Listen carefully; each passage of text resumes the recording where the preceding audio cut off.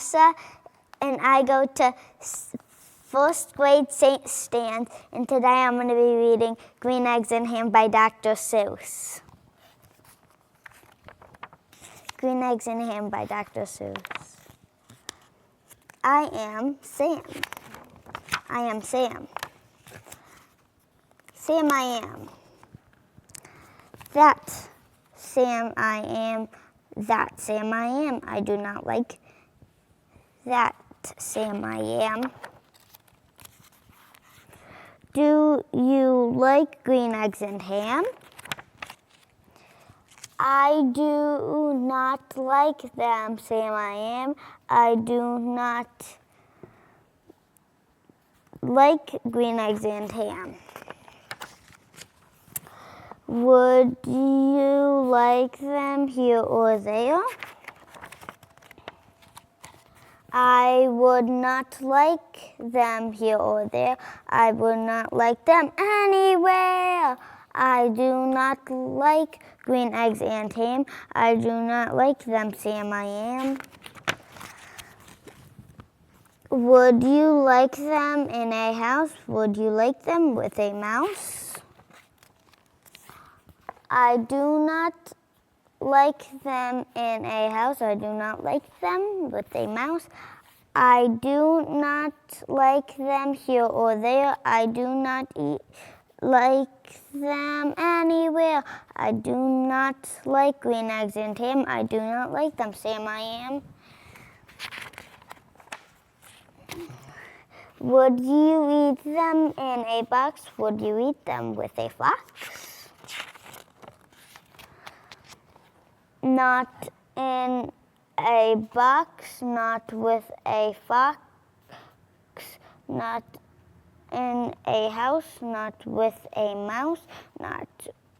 I would not eat them here or there. I would not eat them anywhere. I would not eat them.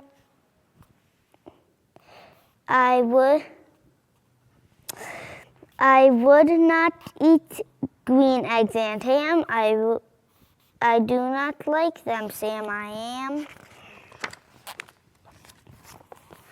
Could you in a car? Eat them, here they are.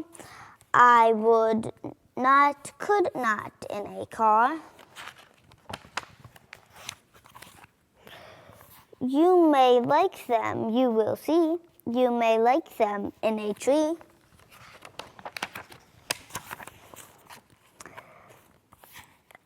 I would not, could not in a tree, not in a car. You let me be. I do not like them in a box. I do not like them with a fox. I do not like them in a house. I do not like them with a mouse. I do not like them here or there. I do not like them anywhere. I do not like green eggs and ham. I do not like them, Sam I am.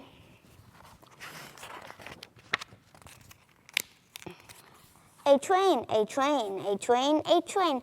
Could you, would you, on a train?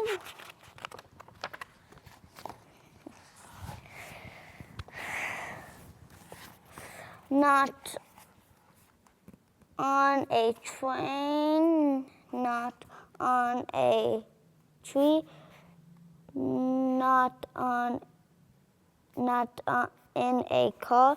Sam, you let me be. I would not, could not in a box. I could not, would not with a fox. I will not eat them with a mouse. I will not eat them in a house. I will not eat them here or there. I will not eat them anywhere. I do not eat green eggs and ham. I do not like them. Sam, I am.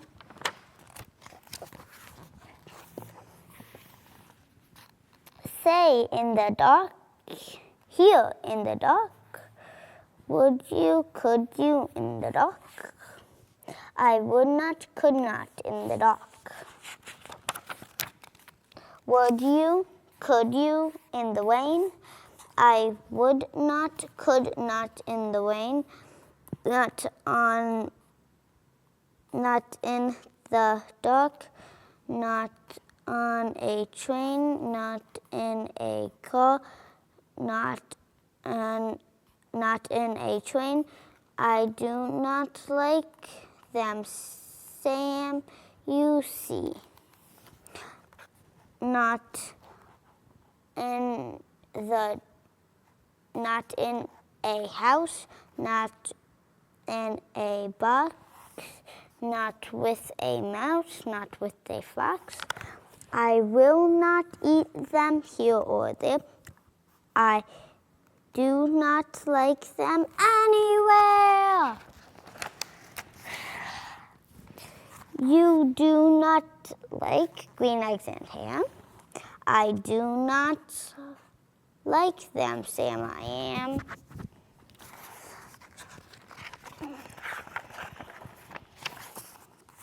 Would you, could you on a boat?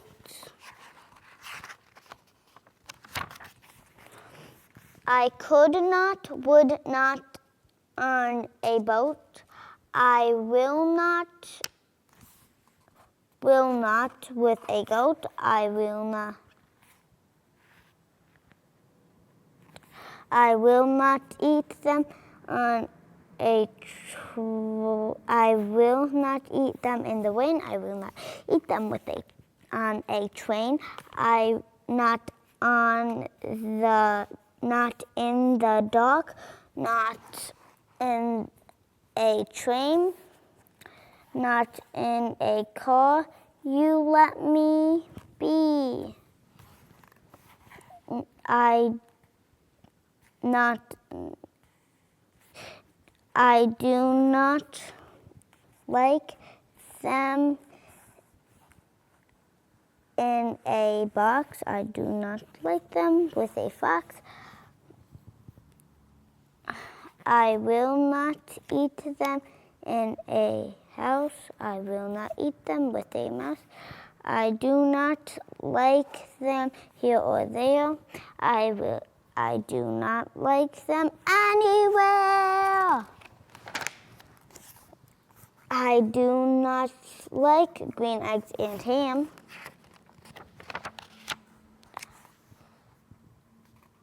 I do not like them, Sam, I am. You do not like them, so you say.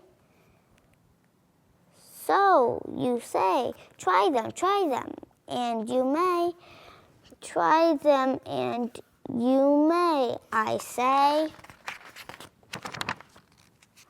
Sam, if you will let me be, I will try them. You will see. Oh, look at he's gonna try it. Say, I like green eggs and ham. I like them, Sam, I am, and I would eat them on a boat, and I would eat them with a goat. And I will eat them in the rain, and I will eat them on a train, and in a car, and in a train. They are so good you see.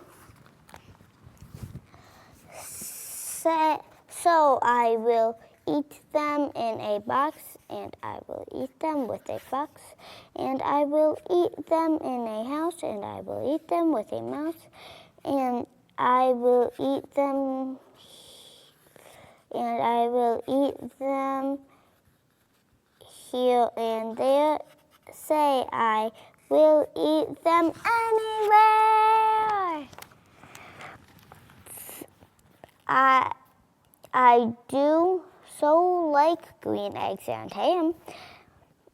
Thank you, Sam I am. The end. Bye. My name is Rose Koselniak. I'm a lady of 104. I have one of the most wonderful books in my hand. It's called The iBook. It's put by Dr. Seuss.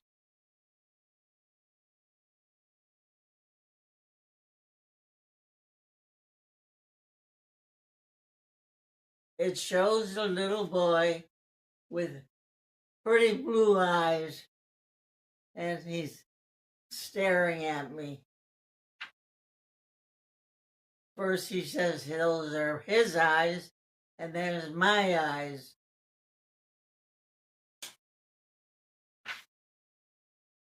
He winks with one eye, but he doesn't do it to the other. It says his eyes are pink. I don't believe it. My eyes see. His eyes see also. I see him and he sees me. Our eyes see blue. Our eyes see red.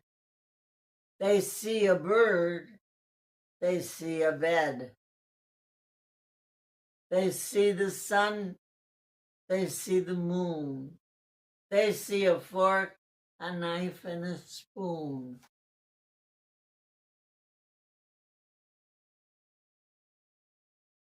They see a girl walking. They see a man walking. They see a boy starting to walk. They see a horse running. An old tin can. Our eyes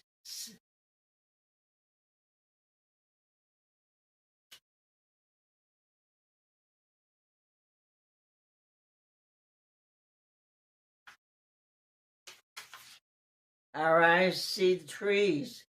They look at a clock. They look at bees. They look at my socks. Our eyes see flies. Our eyes see ants. Sometimes they see pink underpants.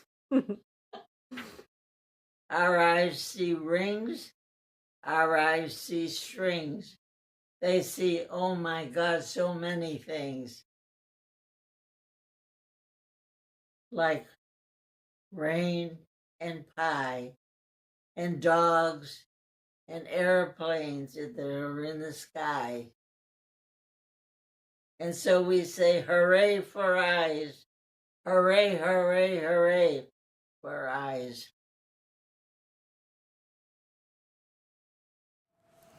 Hi, I'm Amber Bisa, Executive Director of the Northern Berkshire Community Coalition, and I'm here to read a couple stories today for Read for the Record. Our first story today is called Maybe, a story about the endless potential in all of us.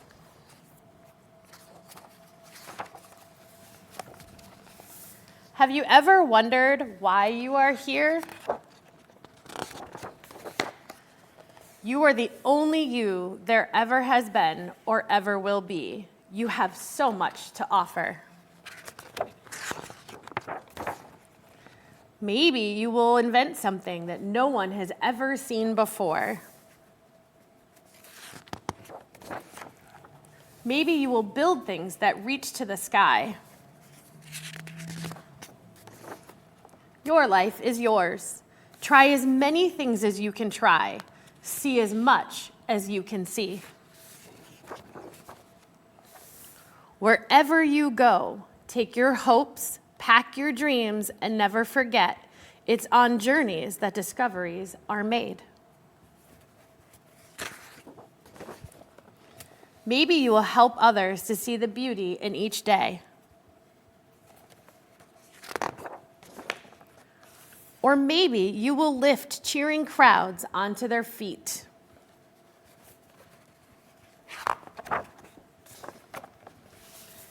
Maybe you are here to shine a light into places that have been dark for too long.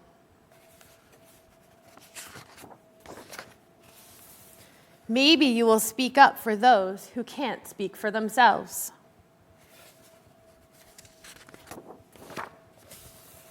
Maybe you are here to help in ways that only you can.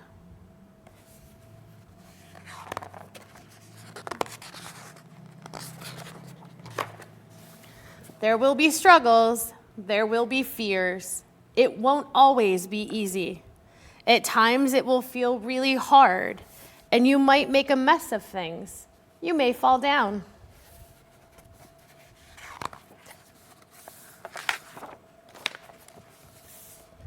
You may fail.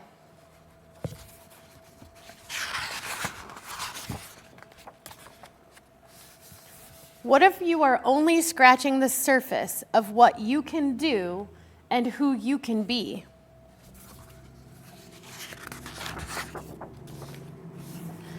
What if you have talents you haven't discovered yet? There's something powerful, even magical, about you. You already have everything it takes to do big things. Maybe you have no idea just how good you can really be, and maybe you don't know how much you really matter. But maybe, just maybe, the world has been waiting centuries for someone just like you. One thing is for sure, you are here. And because you are here, anything is possible. The end. So another story and a favorite of mine is called The Dream Keepers.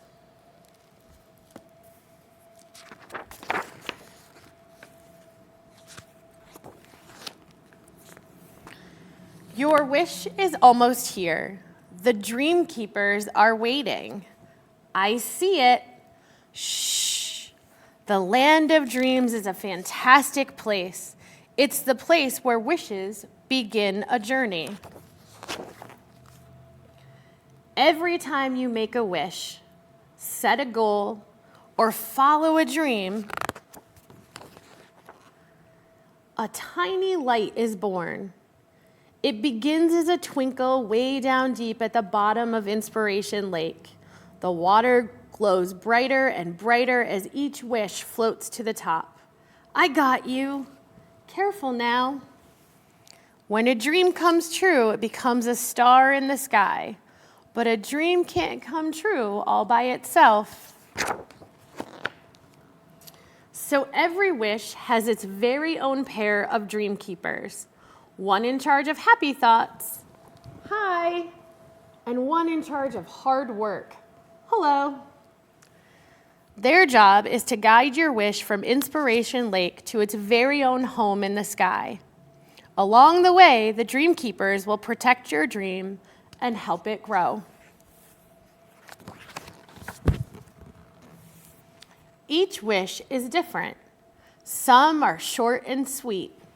Up you go.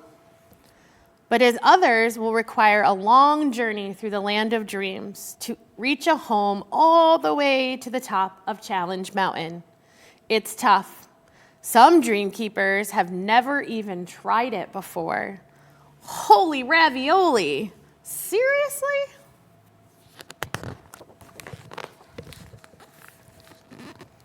You might be thinking happy thoughts alone can make a wish come true, perhaps by wishing it really, really hard, or maybe with a song, like, Twinkle, twinkle, little star, how I wonder what you... Some happy thoughts help keep a wish get bigger and stronger, but this doesn't bring home the bacon? Right. To reach a goal, you also need hard work. Let's do this. Most dreams begin by following the path of purpose and just putting one foot in front of the other. When looking straight ahead, it seems like the only way to go. But if you stop and look to the side, you can see between the trees. Your dream keepers might even find their own path. Let's just take a few steps towards Challenge Mountain. It can be scary to try something new and go your own way. There might be surprises along the way. Ah, what was that? Ooh, bubbles. And this could take you in the wrong direction. Maybe to distraction attraction. Hello, aren't you forgetting something?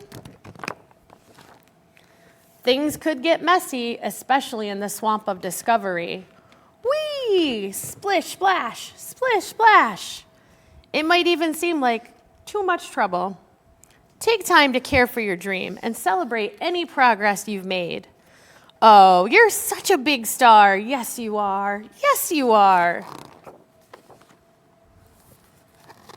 It could be smooth sailing for a while, but often a time comes when the path ahead looks impossible. Oh, please don't give up. When stars give up on reaching for the sky, they become lost dreams, and this is where those dreams end. This is also where a pep talk could be most helpful. We've got spirit, yes we do. We've got spirit, how about you?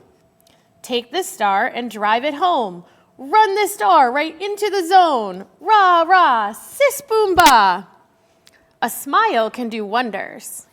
Are you done? Maybe.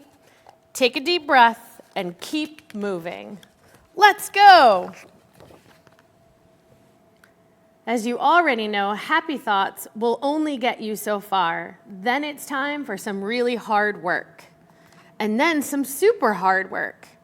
You'll be amazed at what you can accomplish. Wow, look how far we've come. This is higher than we've ever been before. Maybe it's high enough? Nope, it's not good enough. Stars belong in the sky. When it seems like the goal is so close that you can almost touch it, you might find it really hard to take that one last step. Did we do enough? We did our very best. Will everything be okay? It's time to let go. Because when a wish comes true, it shines for all to see. Do you have a dream? If you listen closely to your heart, you might discover your very own dream keepers are there, guiding you along. The end. Today we're going to read Facts and Sacks by Dr. Seuss. We need to take it slow and easy because it can be dangerous. Facts, sacks, back, knacks.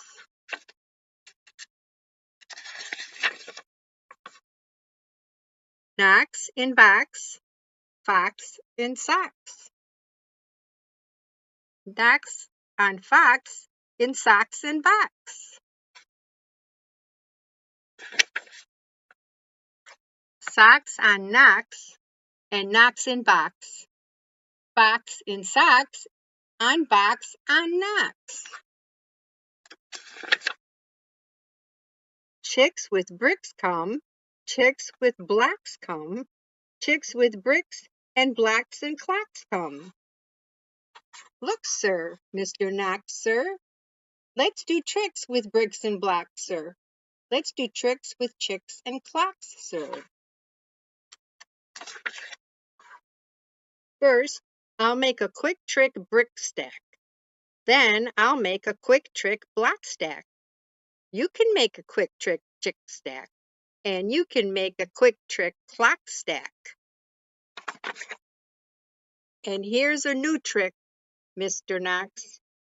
Socks on chicks, and chicks on fox. Fox and clocks on bricks and blocks. Bricks and blocks on knocks on box. Now we come to ticks and tocks, sir. Try to say this. Mr. Knox, sir.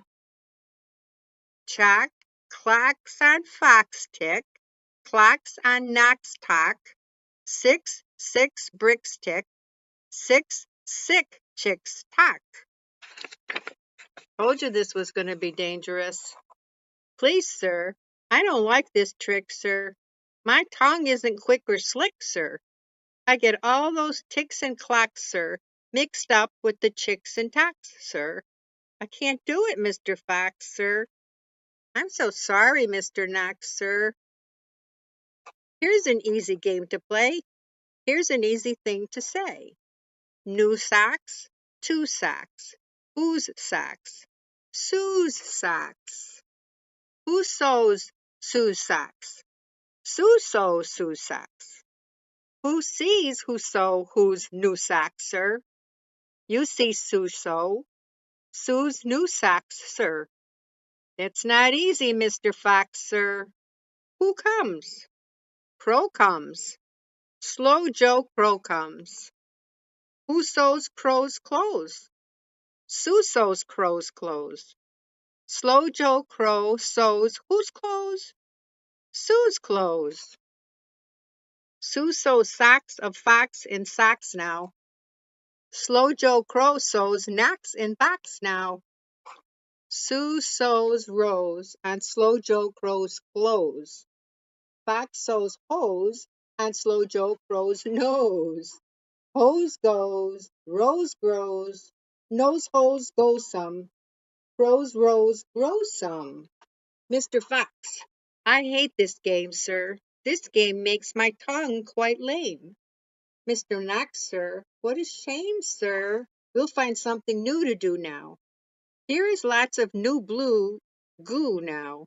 New goo, blue goo, gooey gooey, blue goo, new goo, gluey gluey, gooey glue for chewy chewing. That's what Goo Goose is doing. Do you choose to chew goo too, sir? If you, sir, choose to chew, sir, with the Goo Goose, chew, sir, do, sir. Mr. Fox, sir, I won't do it. I can't say it. I won't chew it. Very well, sir. Step this way. We'll find another game to play. Bim comes, Ben comes. Bim brings Ben broom. Ben brings Bim broom. Ben bends Bim's broom. Bim bends Ben's broom. Bim's bends, Ben's bends. Ben's bent broom breaks. Brim's bent broom bakes.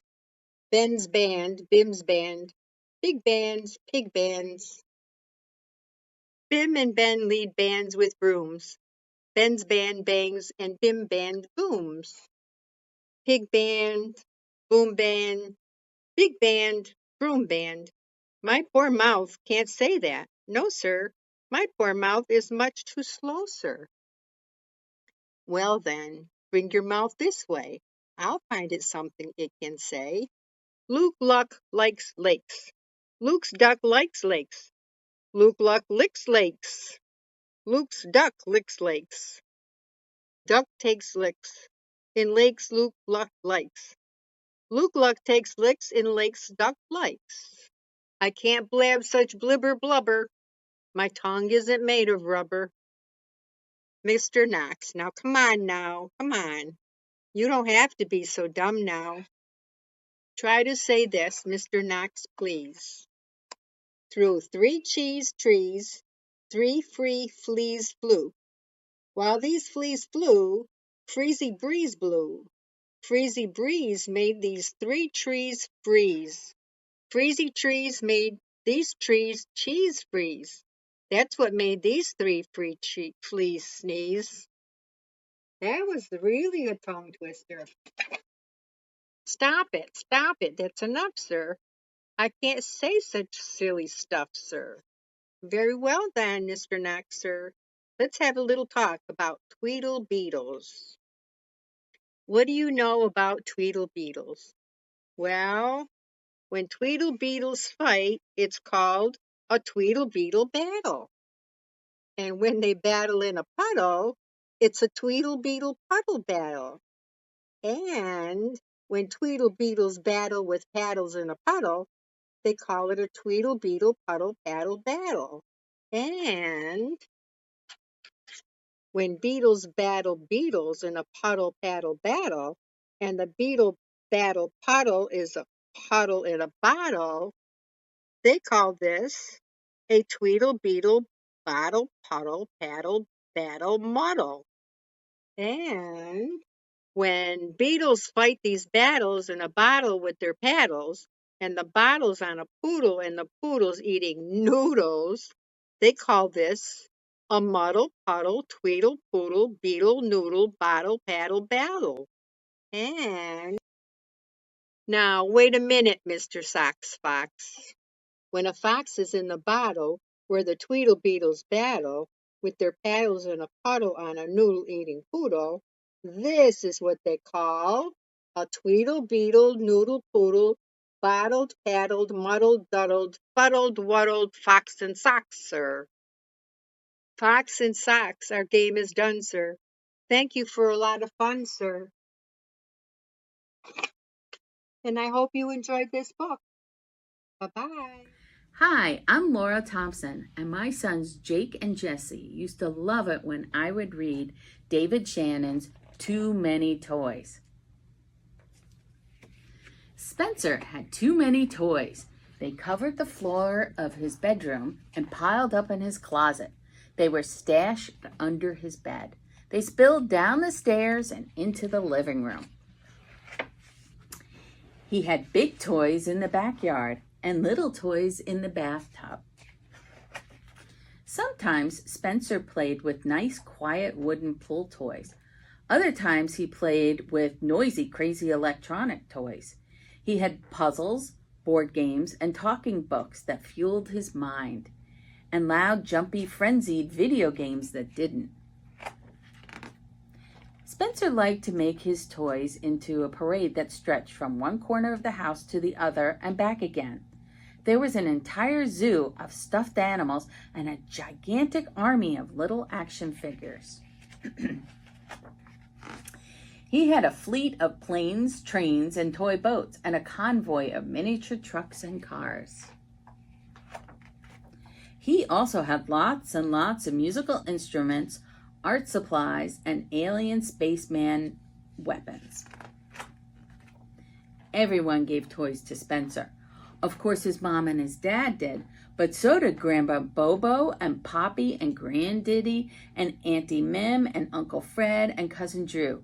They gave him toys for every holiday, even the 4th of July and his birthday. He also got toys from all his friends on his birthday and on their birthdays too, when he went to their parties. He got toys at the drive-thru with his Kid Burger and at school for having lots of Peace Person points, and at the dentist and the doctor when he didn't squirm. That's a lot of toys. They were becoming a household hazard. Have you ever stepped on a Lego piece in your bare feet? I have. Or a jack? Well, it really hurts, especially if you weigh as much as Spencer's dad. You can also trip on things like railroad tracks and race cars if you're carrying a load of laundry. One day, Spencer's mom had it up to here with all the toys. "Spencer," she yelled on her way upstairs, "you have too many toys." "That's impossible," thought Spencer. Then she said, "We're going to get rid of some of them." "That's catastrophic." "Pick out which toys you don't want," she ordered, "and put them in this box." "But I love them all," Spencer cried. "All right," his mother said, "I'll help you." She picked up an alien space ninja. "How about this one? You haven't played with this in years." But I was just about to. Spencer, his mother said, it doesn't have a head. I'm making him a new one, Spencer replied. Fine, said Spencer's mother, but this can definitely go. She put down the alien and picked up a filthy one-eared bunny. Not Mr. Fluffers, how could you? Then this one. That's Mr. Fluffer's best friend. This one. Mother, have you forgotten? Grandma Bobo gave me that on my 4th birthday, and I'll never be 4 again, ever. Oh, please, Spencer, said his mom, rolling her eyes. Don't be so dramatic.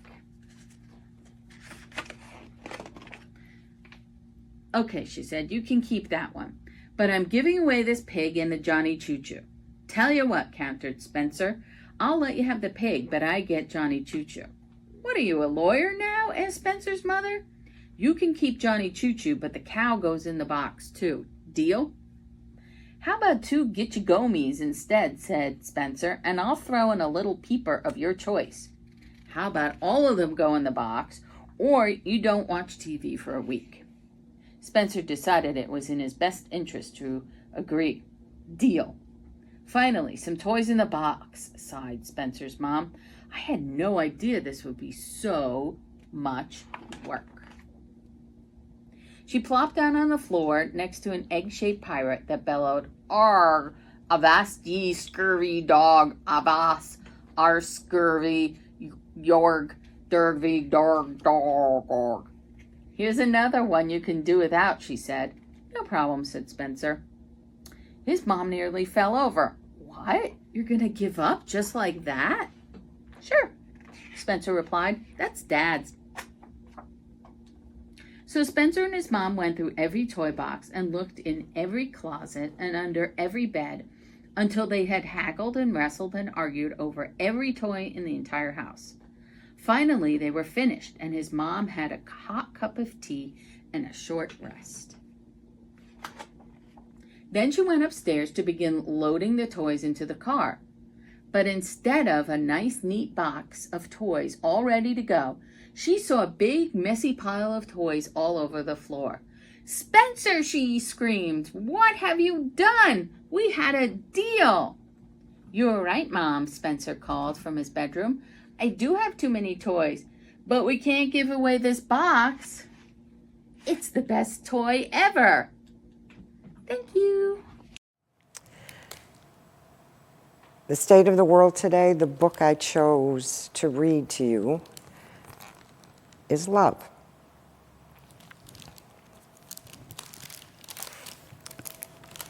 In the beginning, there is light, and 2 wide-eyed figures standing near the foot of your bed, and the sound of their voices is love.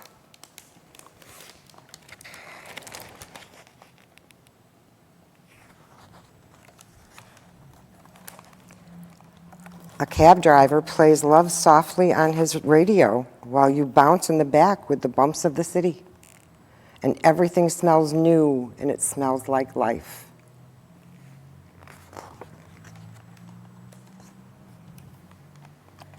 Love, too, is the smell of crashing waves and a train whistling blindly in the distance. And each night, the sky above your trailer turns the color of love.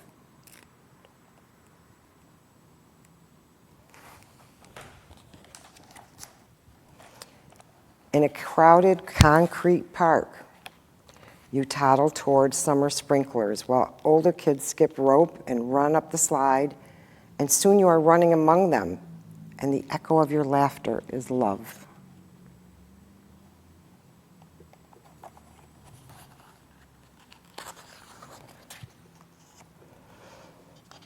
On the night the fire alarm blares, you're pulled from sleep and whisked into the street where a quiet old lady is pointing to the sky. Stars shine long after they've flamed out, she tells you, and the shine they shine is with love.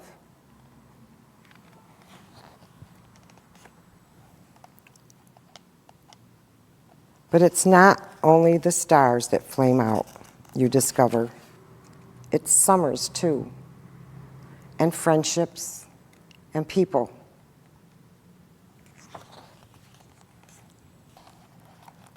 One day you find your family nervously huddled around the TV, but when you ask what happened, they answered with silence and shift between you and the screen.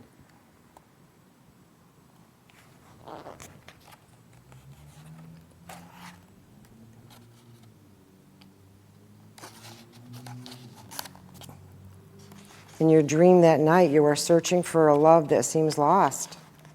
You open and close drawers, lift cushions, empty old toy bins, but there's nothing. You wake with a start in the arms of a loved one who bends to your ear and whispers, "It's okay, it's okay, it's love."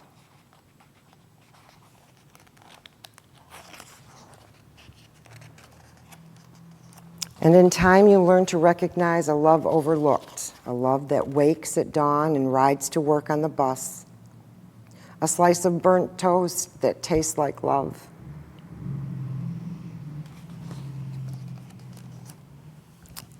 And it's love in each deep crease of your grandfather's face as he lowers himself onto an overturned bucket to fish.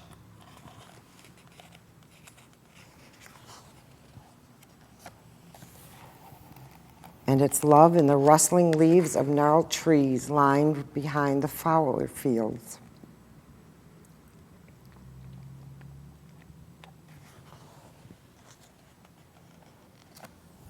And it's love in the made-up stories your uncles tell in the backyard between wild horseshoe throws.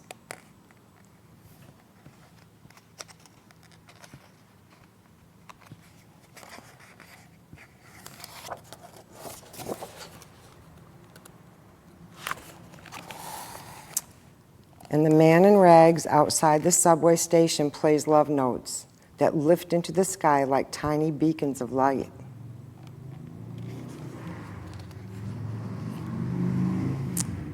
And the face staring back in the bathroom mirror, too. This, too, is love.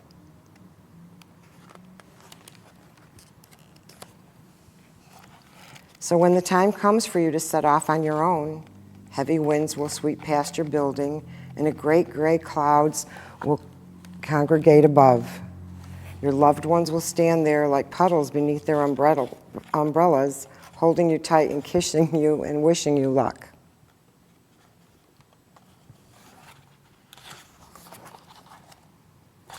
But it won't be luck you'll leave with, because you'll have love. You'll have love, love, love.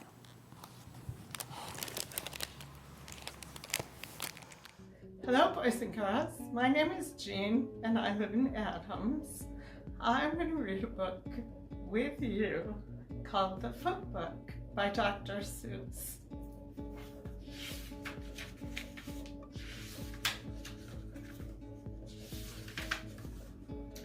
Left foot, right foot, right. Feet in the morning, feet at night. Left foot, right.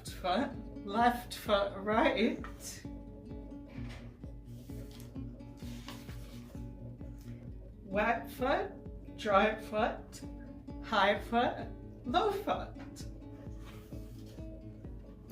Front feet, back feet, red feet, black feet.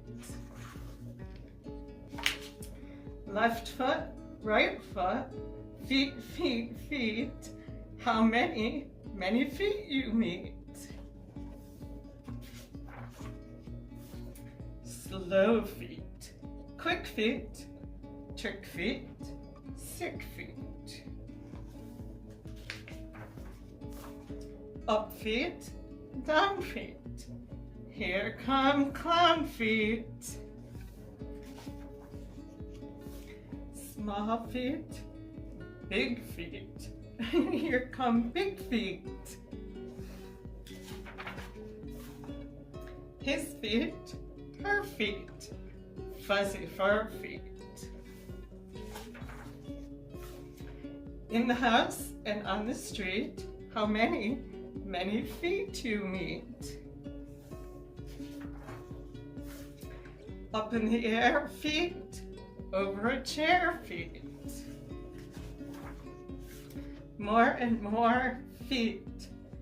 24 feet. Here come more and more feet. Left foot, right foot, feet, feet, feet. Oh, how many feet you meet. I hope you like the foot book as much as I do. Bye. Hi everybody, this is Tom Bernard and I'm here to read for the record. Now I'm sure many of you know the story of my dude Humpty Dumpty. You know how it goes. His name is Humpty, pronounced with an umpty. Kids, ask your parents. Sat on a wall, had a great fall, king's horses, king's men, the whole deal. Well, this story that I'm going to read to you today, After the Fall, by Dan Santat, is the story of what happened after that. It's the sequel, if you will. Again, the book's called After the Fall, How Humpty Dumpty Got Back Up Again. And the tagline at the back of the book is, life begins when you get back up. And it's aspirational, it's inspirational, it's not necessarily Muppetational, but you figure that out. Anyway, here we go. After the Fall, How Humpty Dumpty Got Back Up Again. My name is Humpty Dumpty. This was my favorite spot, high up on the wall.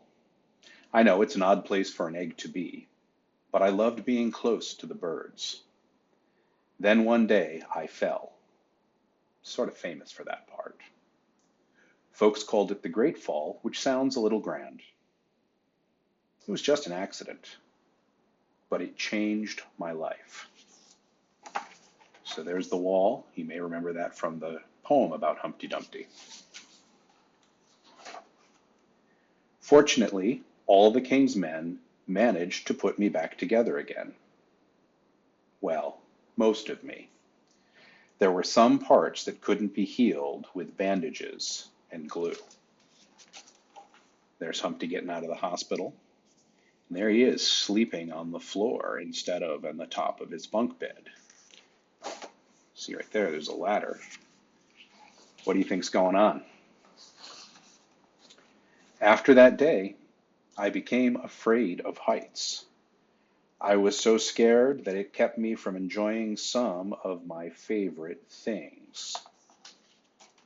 So there's Humpty at the supermarket, and you can see all the colorful, delicious cereals up on the top shelf, and the okay cereals, and then the bland cereals, and then the really dull cereals at the bottom.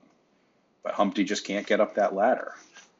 And so he's looking at cereals like Leaves, Bland, Corn Cereal, Sad Clown, Bag-O cereal, and grown-up food. Just look at some of those. But I'm sure he'd rather be bowl of cookies or Choco Duck, Rainbow Bites, Sugar Elf, or just Marshmallow. Some great looking cereals up there at the top of that ladder.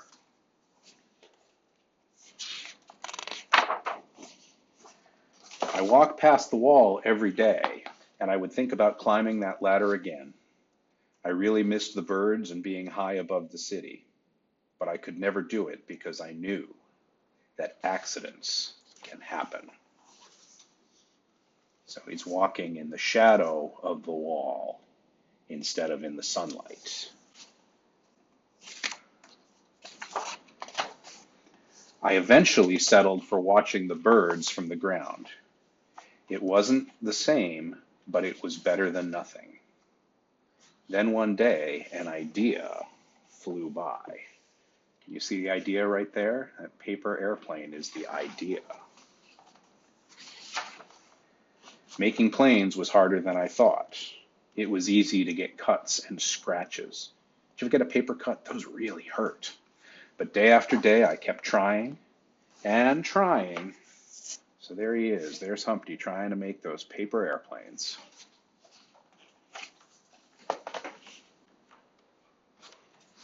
Until I got it just Right.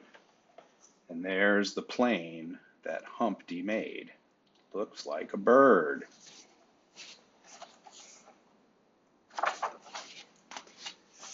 My plane was perfect, and it flew like nothing could stop it. I hadn't felt that happy in a long time. It wasn't the same as being up in the sky with the birds, but it was close enough. He's flying that paper airplane. Things are looking up for our friend Humpty Dumpty. Unfortunately, accidents happen. And it looks like something just happened for Humpty that he's not too happy about. They always do. It's true. You know, nothing's perfect, and accidents do happen. And can you see what's happening there? That plane is flying right over the wall. Pretty scary for Humpty. I almost walked away again. But then I thought about all the time I spent working on my plane and all the other things I'd missed. I decided I was going to climb that wall. But the higher I got, the more nervous I felt. I didn't want to admit it. I was terrified. It's the bottom of the wall. Humpty looking his way up. But there he is. He's climbing. He's climbing that wall, scary as it is. I didn't look up. I didn't look down. I just kept climbing, one step at a time. Do you ever do that? Do you have something in life that feels really hard and you just have to try at it? That's what Humpty's doing. Until I was no longer afraid. And there he is, back up on top of the wall. So he made it up where the birds are. Maybe now you won't think of me as that egg who was famous for falling. Hopefully you'll remember me as the egg who got back up. Wait, something's happening. He's up at the top of the wall. Can you see that? His shell that the king's horses and the king's men put back together is cracking. And at first he looks a little surprised, but over here he looks pretty happy at what's happening with the egg cracking. Again, he said, hopefully you'll remember me as the egg who got back up. Oh boy. So as the egg broke away, his wings come out. The egg who got back up and learned how to fly. So there it was. Humpty Dumpty had it in him all the time. And by working hard, he reached a dream that he had had. And I hope that for all of you, there's these things in life that you find and you remember our friend Humpty Dumpty, and you just persevere and you find it in you, and you'll get that chance to spread your wings too. So thank you for the chance to read with you. I hope you enjoyed the story. Take care. Hi, boys and girls. How are you today? Well, I've got a book to read to you, and it's a Dr. Seuss book. And it's not about the Grinch, and it's not about the Lorax, or Horton, or even the Cat in the Hat. But this book is called There's a Wocket in My Pocket. And that's a funny name. It's a funny title for a book. I know it is. Oh, and inside it says, and the window in my window, and the nook case in my bookcase. How about that? Well, let's see. Did any of you boys and girls ever hear of this book? 'Cause I certainly didn't. So, here we go. Did you ever have the feeling there's a wasket in your basket? Or a neuro in your bureau? How about a wasset in your closet? Sometimes I feel quite certain there's a jerkin in the curtain, and sometimes I have the feeling there's a zlockin behind my clock, and that Zelf up on that shelf. I have talked to him myself. I wonder if the elf on the shelf has anything to do or is related to the elf on the shelf. Oh, did you guys have an elf on your shelf this year for Christmas? I hope so. Anyways, let's get on with the book. That's the kind of house I live in. There's a nink in my sink, and there's a zamp in the lamp. And then they're rather nice, I think. Some of them are very friendly, like the yacht in the pot. But that yottle in the bottle, some are friendly, some are not. Huh, I like the Zabel on my table and the chair. Oh, it's not a chair, it's a gare under my chair. Gahair under my chair? Can you see that? It says Gahair under my chair. But the bofa on the sofa, well, I wish he wasn't there. And here's what the bofa looks like. So now let's go on. Now he's got some nutbirds in the cupboards, and they're good fun to have about.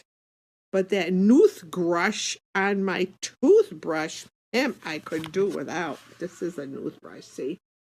Okay. And then we have the only one I'm really scared of is that yug under my rug. Whoa, this is a big yug under my rug.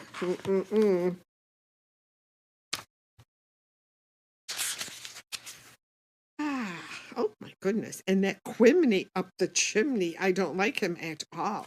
The only thing I want coming down my chimney is Santa Claus, not a Quimby or a Quimney. And it makes me sort of nervous when the Zal scoots down the hall. Oh my gosh, the Zal is so fast I couldn't even see him. See him? Okay. So now, oh, but the Yeps on the steps, they're great fun to have around. And so are many, many other friends that I have found.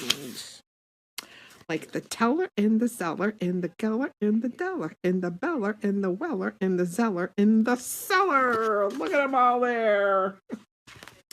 Oh my goodness. And the keeling on the ceiling and the zower in my shower. Holy moly, look at this. And the Zillow on my pillow. I don't care if you believe it. That's the kind of house I live in. And I hope we never have to leave it. And I have to add one more thing in my house that lives in my house. And that is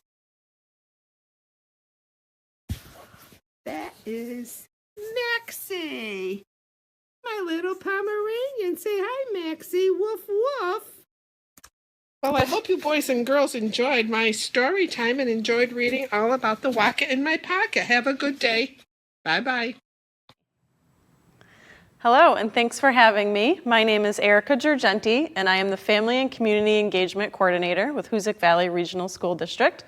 Here with you today for Read for the Record, where I'm going to read Share Some Kindness, Bring Some Light by April Stute. Share some kindness, bring some light. Coco and Bear were friends from almost the first time they met. They were very different. Bear was big, Coco was small. Bear was shy, Coco was brave. But they were exactly alike in the most important ways. I like that you're kind, said Coco. That's my favorite thing about you too, said Bear. I also like that you're such a good dancer, said Coco. I wish the animals knew all the good things that you know about me, sighed Bear. They don't? Asked Coco.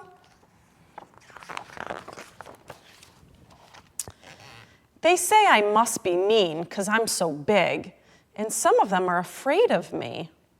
Noodle strudel, said Coco in disbelief.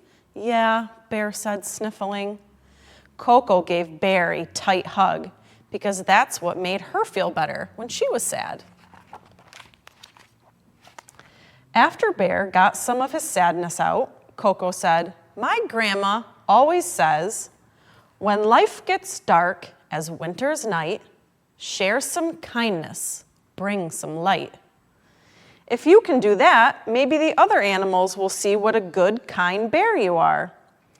But how do you share kindness? Asked Bear. Coco thought a moment. I think kindness must be something that you can give away, like a gift. We could bake cookies to share, suggested Bear. Yeah, agreed Coco. But how do we bring light? Asked Bear. Let's make lanterns, said Coco. They're so cozy. I have supplies in my cave that we can use, offered Bear. There they are baking and crafting. When they were finished, they loaded up Bear's sled with all of their gifts. Ready? Asked Coco. Bear nodded. Ready. But then he whispered, and a little scared. It's okay to be scared, said Coco, so long as you don't let the scariness stop you from sharing kindness and bringing light. Their first stop was Badger's house. Badger was not impressed. I only eat cookies with worms in them, he said grumpily. Would you like a lantern instead? Asked Bear. How am I supposed to sleep all day with that light in here? Said Badger. No, thank you. It's not so friendly. Next, they tried Rabbit's house. Why would you bring me gifts? Asked Rabbit. We want to show you how kind my friend Bear is, said Coco hopefully. What if you're trying to trick me? A big bear wouldn't want to be friends with a small rabbit like me. No, thank you. Rabbit's hiding in his house there. They didn't have much luck with Hedgehog either, or Skunk either. I'm ready for a break, sighed Bear. Maybe we need to make some different gifts and try again tomorrow, said Coco. They walked home.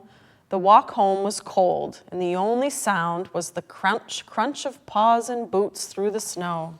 Until... Help! Did you hear that? Asked Bear. It's coming from over there, said Coco, pointing. She leaped off the path and... plump. Flump, she fell right in the snow. Quick, climb on my back, said Bear. Help, came the cry again. There they go, looking for the cry, hiking through the woods. Why, it's Baby Deer, said Coco. What are you doing way out here, she asked. I went on an adventure, said Baby Deer, shivering.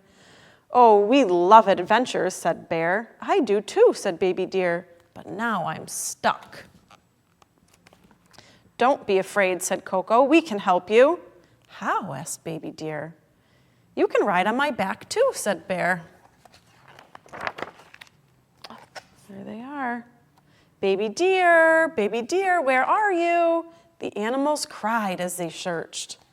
Here I am, shouted Baby Deer. I got stuck in the snow, but Coco and Bear found me, and they gave me a ride home. Oh, thank you, said Mama Deer. Mama's so happy to have found her baby. Wow, good thing Bear's so big, exclaimed Rabbit. And brave, said Hedgehog. And friendly, added Skunk. I guess he is a kind bear, grumbled Badger. Bear, did you hear that? They finally figured out that you're kind, exclaimed Coco. But I don't understand, said Bear. They didn't want our cookies or our lanterns. Your lanterns came in handy after all. But helping Baby Deer showed how kind you really are, exclaimed Mama Bear. We just helped because it was the right thing to do, said Coco. Exactly, said Mama Deer. I guess kindness is about giving away love instead of gifts, said Bear. It's doing something nice without expecting to get anything in return. Coco looked up at the stars. I think I get it now. Get what? Asked Bear. When life gets dark as winter's night, share some kindness, bring some light. Coco grinned and started tapping her foot. But Bear, there's one more thing that the others don't know about you. What do you think that is? Bear is a great dancer. They had a great time and made new friendships. The end. Thanks for reading with me, everyone. Well, hello. My name is Bob Ballawender, and I'm a beekeeper. And I have what's called an apiary in Cheshire, Massachusetts. And we're going to do a little story about finding honey. And by the way, this is my friend Julia. This is her house. This is where she lives in. And she's just going to stay there and listen to the book while we read it. So here we go. We've got the big honey hunt. We ate our honey. We ate a lot. Now we have no honey in our honey pot. Go get some honey. Go get some more. Go get some honey from the honey store. We will go for honey. Come on, small bear. We will go for honey, and I know where. The store. She said to get it there. Not at the store. Oh no, small bear. If a bear is smart, if he knows how, he goes on a honey hunt. Watch me now.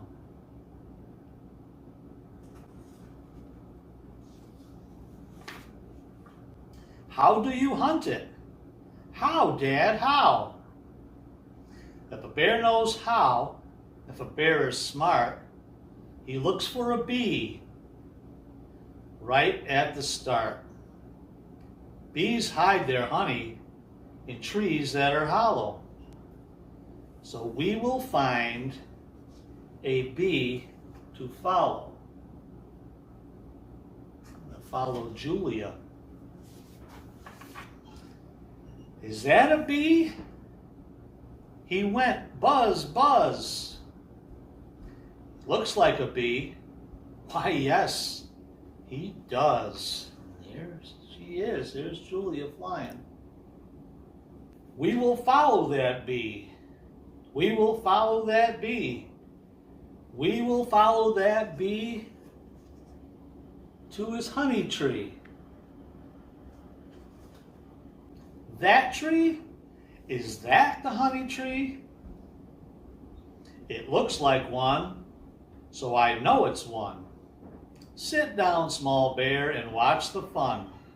Small bear, you watch your smart old dad take out more honey than you ever had.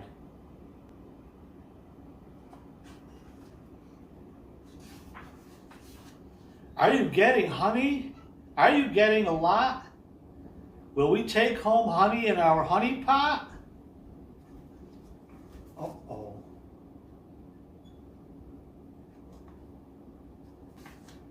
That is not a honeybee. That was not a honey tree. The bee, the bee. There goes the bee. On with the honey hunt. Follow your pop. Your pop will find honey at the very next stop.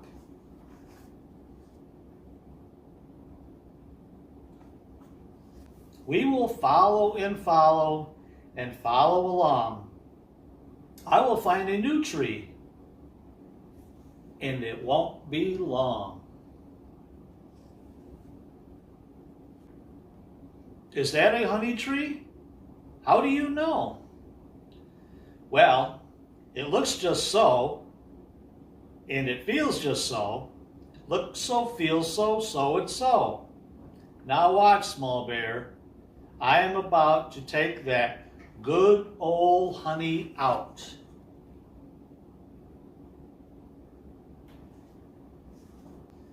How are you doing? Are you getting a lot? Are you getting much honey? Or are you not?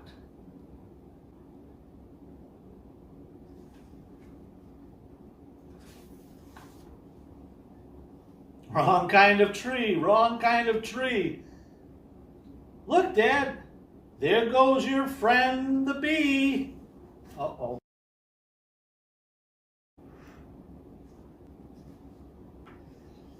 On with the hunt. I will not rest. I will follow that bee to his honey nest. When a bear is smart, when a bear is clever, he never gives up. And I won't ever. Dad, is that a bee tree there? I know it is. Why, yes, small bear. It can't be wrong. Like the last tree was, only a bee tree goes buzz, buzz. Are you getting honey? Are you doing well? Or is something wrong? I smell. Wrong kind of tree, wrong kind of tree. The bee, I see the bee.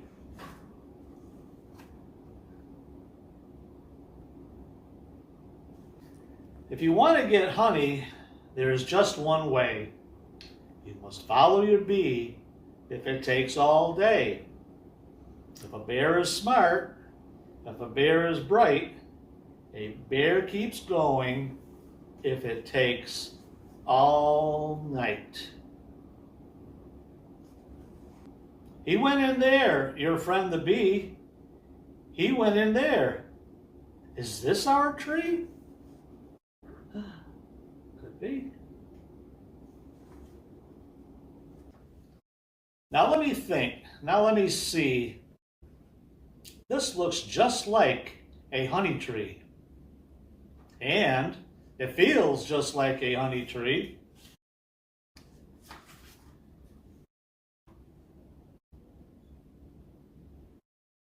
And it goes buzz, buzz like a honey tree.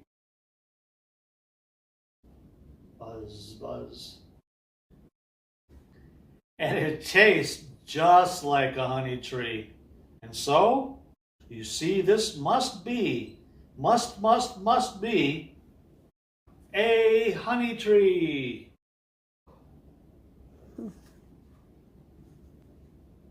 I never saw more honey, never.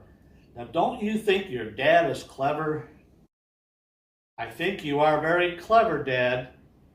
But your friends, the bees, are very mad. But Dad, you left the honey there. It was not the kind I want, small bear. They're getting chased away. Where are you going to find the honey? Here in the water? Now that seems funny.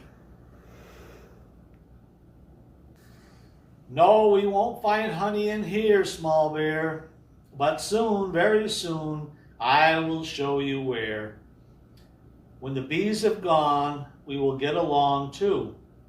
Your dad is smart, and he knows what to do. But how will you do it, Dad? How, Dad? How? The best sort of honey never comes from bees. It comes from the store. I would like some, please. And that is the end. What do you think, Julia? Is that a good story? Julia liked it. Always support local honey. Bye. Hi, my name is Christine Hoyt, and I am here at the Adams Free Library, and I wanted to read to you one of my favorite books. It's called Just Help: How to Build a Better World, written by Sonia Sotomayor and illustrated by Angela Dominguez. Each day when Sonia woke up, her mother asked her a question. How will you help today? Mommy was a nurse who helped people at a hospital every day. Sonia wanted to help too, so each morning Sonia set about to have a good answer for Mommy's question. One morning, Sonia knew just how she was going to help that day. She filled 2 shopping bags with candy bars, warm socks, nice soaps, sunglasses, pens, and notepads. When Sonia boarded the school bus, The driver helped her carry her bags up the steps. "What's all this?" she asked Sonia. "We're sending care packages to American soldiers overseas," Sonia said. When Sonia got on the bus, not one seat was free. She did not know what to do. Then Booker and Sky waved to her. "You can sit with us," they said, squeezing together to make room for Sonia. "Thank you," Sonia said. At school, Booker, Sky, and Sonia emptied their bags onto a table in the gym. Many kids had shown up to help. For this service project, the kids sorted and packed the treats in boxes that postal workers would pick up later in the day. Kylie was extra happy to help. Her mom was a soldier in the Army stationed far away. Kylie missed her every day, but it made her smile to think of her mom opening one of the care packages. When she was done, Kylie gathered up plastic shopping bags and gave them to Brooklyn. Brooklyn loved underwater animals.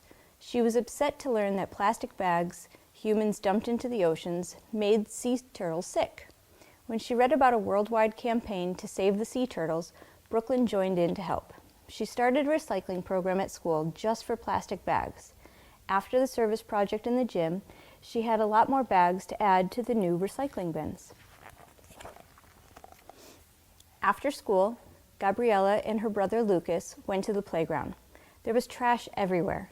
Gabriella thought about the recycling bins. "Let's make today a park cleanup day," Gabriella suggested to the other kids. They all agreed to help. Afterward, Lucas took a piece of chalk and wrote in the big letters on the ground, "Keep our park clean. Please do not litter." When Jasper got home, he saw that his room was a mess, just like the park had been. As he cleaned up, he found brand new toys that he had never used. Jasper decided to donate them to the Children's Hospital. Jasper remembered that when he was a patient there, he always felt better when the nurses brought him to the playroom. He wanted to help kids who were there now. He brought the new toys next door to Maya, because her dad worked as a janitor at the hospital and he could take the toys to the playroom. Jasper's kindness reminded Maya that she had something special to give away too. She picked out her favorite shirt from her clothes drawer. Maya loved it, but she knew someone would love it more, especially today, her friend Simone. Simone stood on the street corner with her dad and her brother Miles. It was election day, and they were campaigning for their favorite candidate for city council, who promised to build more schools and playgrounds. When Maya gave Simone the shirt, Simone was thrilled. "It's just like a sparkly American flag. Thank you," Simone said, and put it on over the shirt she was already wearing. Simone and Miles were handing out flyers to everyone who passed by, including Samir and his mom. "Mommy, it's election day. Did you vote yet?" Samir asked.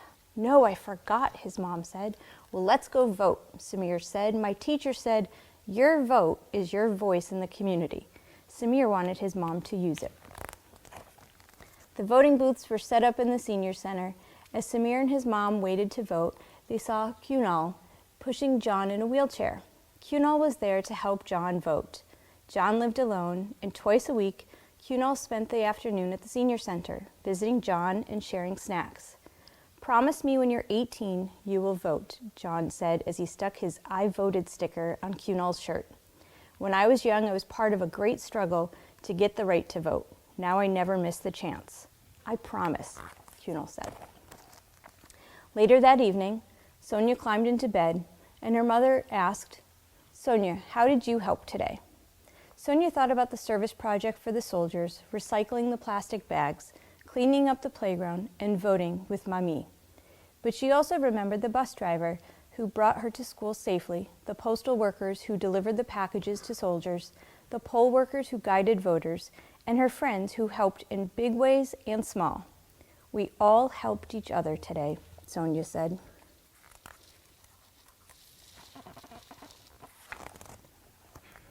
As Sonia closed her eyes, she imagined that everything she did was like the yarn in the blanket her grandmother had made for her. It tied Sonia to everyone around her, even people she did not know, each one inspiring the next, knitting together a community that was safer, cleaner, wiser, healthier, and kinder. Like Sonia, her friends, and her neighbors, when we all do our part, we all can have a good answer to Mommy's question. How will you help today? Thank you.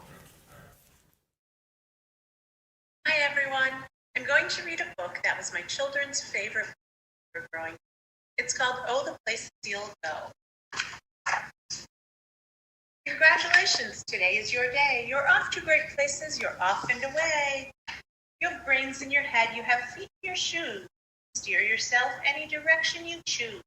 You're on your own and you know what you know, and you are the guy who'll decide where you go.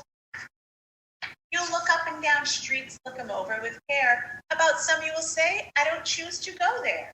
With your head full of brains and your shoes full of feet, you are too smart to go down any not so good street. And you may not find any you'll want to go down. In that case, of course, you'll head straight out of town. It's opener there in the wide open air. Out there things can happen and do people as brainy and footsy as you. And when things start to happen, don't worry, don't stew. Just go right along, you'll start happening too. Oh, the places you'll go. You'll be on your way up, you'll be seeing great sights. You'll join the high flyers who soar to high height. You won't lag behind because you'll have this. You'll pass the whole gang and you'll soon take the lead. Wherever you fly, you'll be best of the best. Wherever you go, you will top all the rest. Except when you don't, because sometimes you won't. I'm sorry to say so, but sadly it's true that bang-ups and hang-ups can happen to you. You can get all hung up in a prickly perch, and your gang will fly on. You'll be left in a lurch. You'll come down from the lurch with an unpleasant bump, and the chances are then that you'll be in a slump. And when you're in a slump, you're not in for much fun. Unslumping yourself is not easily done. You'll come to a place where the streets are not marked. Some windows are lighted, but mostly they're dark. A place you can sprain both your elbow and chin. Do you dare to stay out? Do you dare to go in? How much can you lose? How much can you win? And if you go in, should you turn left or right in 3/4, or maybe not quite, or go around back and sneak in behind? Simple it's not, I'm afraid you will find, for a mind maker effort to make up its mind. You can get so confused that you'll start into race down long little roads at a great pace, and grind on for miles across weirdish wild space, headed, I fear, toward a most useless place, the wage place.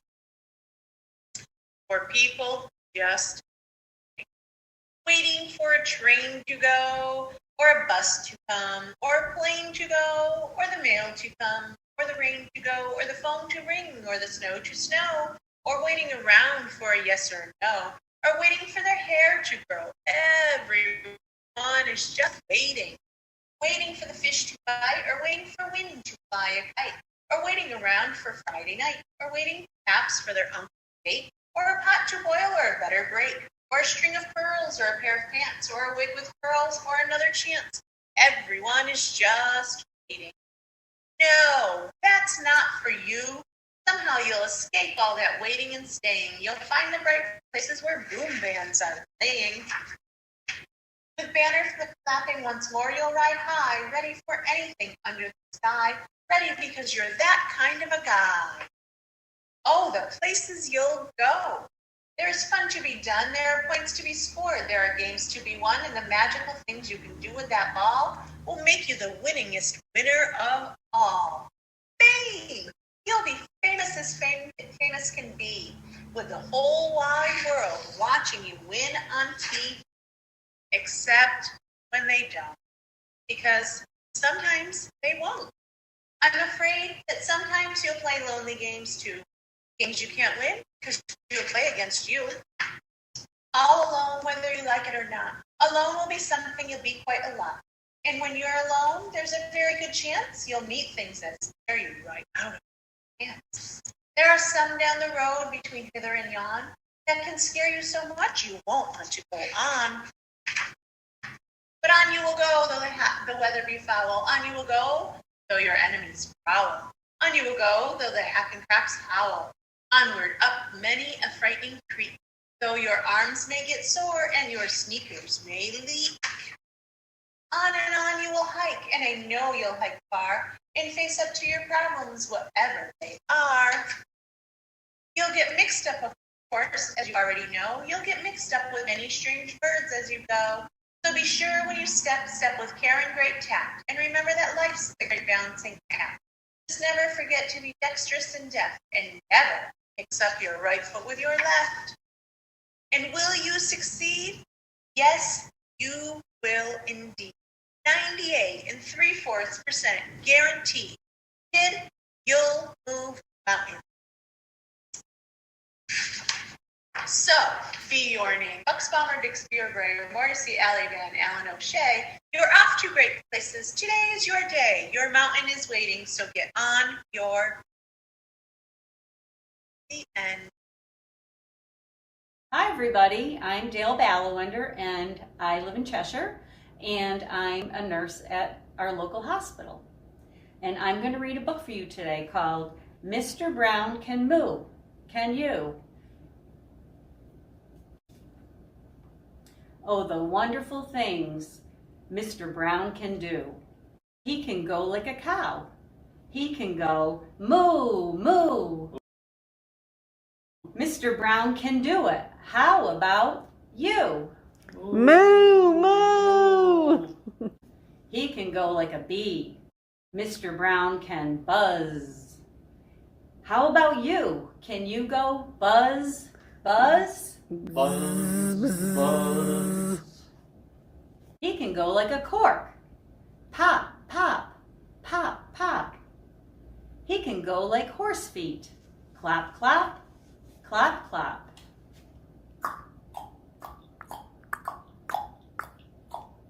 He can go eek, eek, like a squeaky shoe.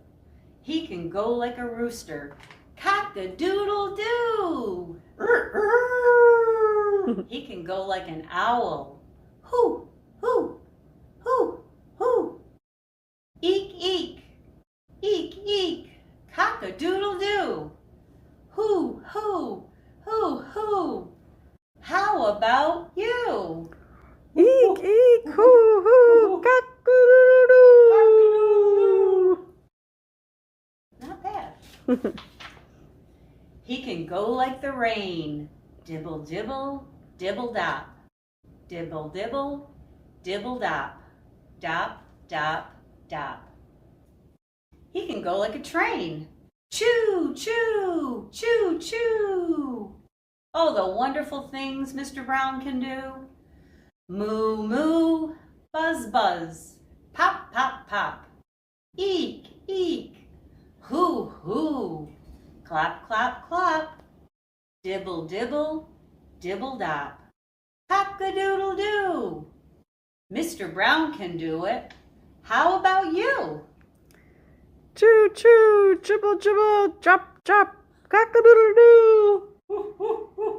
And an eek, eek or two. Mr. Brown can whisper, whisper. Very soft and very high. Like the soft, soft whisper of a butterfly. Maybe you can try. I think you ought to. He can go like a horn. Blurp, blurp, blurp, blurp.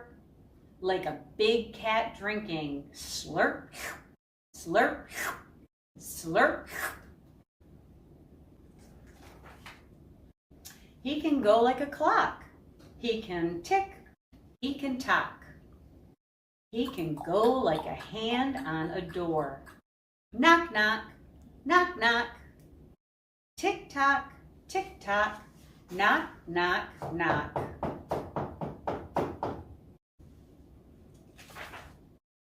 Oh, the wonderful things Mr. Brown can do.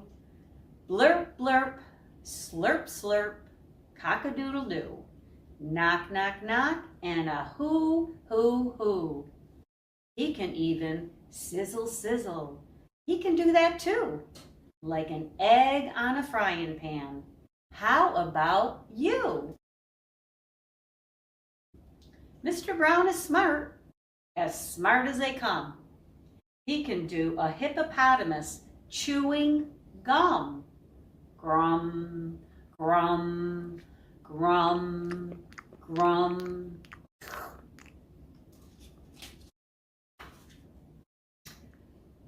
Boom, boom, boom, Mr. Brown, he's a wonder. Boom, boom, boom, Mr. Brown can make thunder. He makes lightning splat, splat, splat. And it's very, very hard to make a noise like that. Oh, the wonderful things Mr. Brown can do.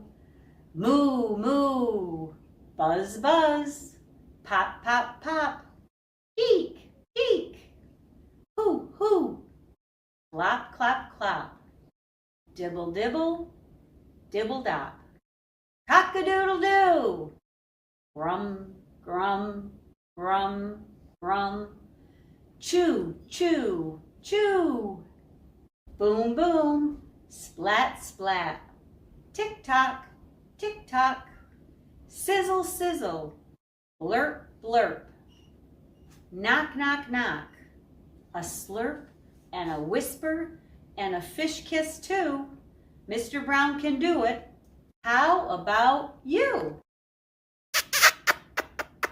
Tick-tock, tick-tock, cock-a-doodle-doo. Boom, boom, boom, boom, sizzle, sizzle.